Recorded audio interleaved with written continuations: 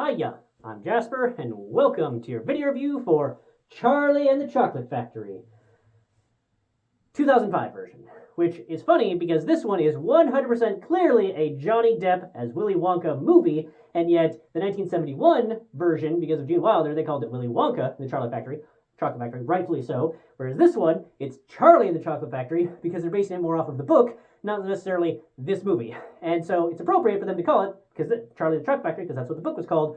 But I still think it's funny because it's definitely a Johnny Depp movie. Anywho, that being said, there is a surprising number of actors that I recognize, and some of them went on and up. So like Freddie Highmore and AnnaSophia Robb, they're in this, and it's fun to like see how their careers have progressed. But it also has Helena Bonham Carter, Noah Taylor, Missy Pyle, Christopher Lee, Adam Godley. So a lot of really excellent actors in this, even if they don't have the biggest parts in the world.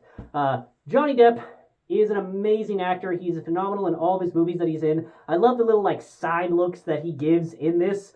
And I love how different this character is from Jack Sparrow. Like, you would never watch this guy and be like, oh, that is clearly Jack Sparrow. But it is. That same guy does both of those things. And he just melts into these roles, and so that you don't even recognize him. And even though he plays a quirky dude with a top hat, you would never think of this guy as the Mad Hatter, which he also plays in a different movie. So like, just how versatile he is and how much he just disappears into these roles is fantastic.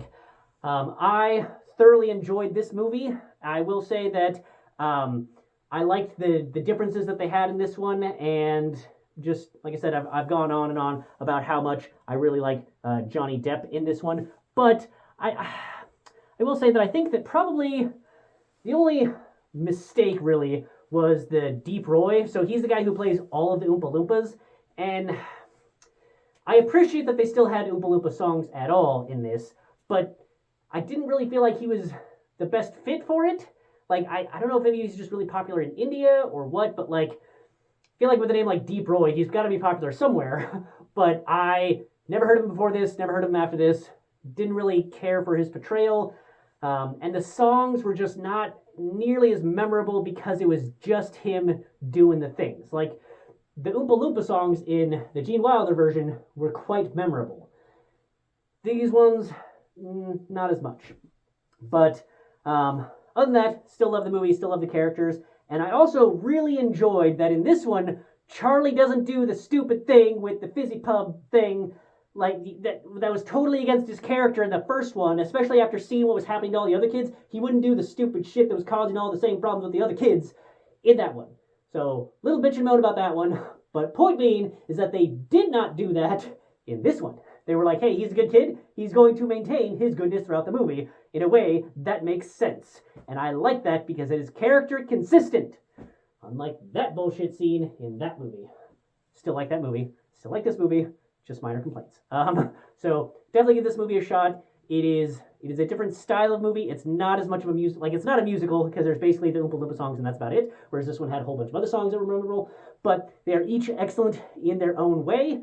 And I think that they relied enough on practical effects that it still holds up like 95% of the time, 98% of the time throughout this movie, even with the digital things that they did use.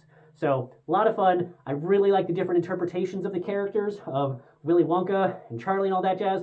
They are both super excellent.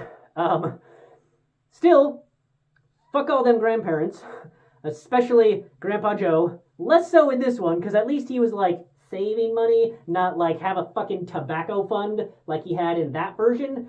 But like, especially fuck that Grandpa Joe. Oh, cannot believe terrible person that guy is. This one, still kind of terrible to be bedridden and then suddenly not, like, fuck you. But anywho, still enjoyed these movies, still recommend them. Both of them, I think, are worth a watch. That's all I have for this one. Thanks for coming. Thanks for watching. Bye.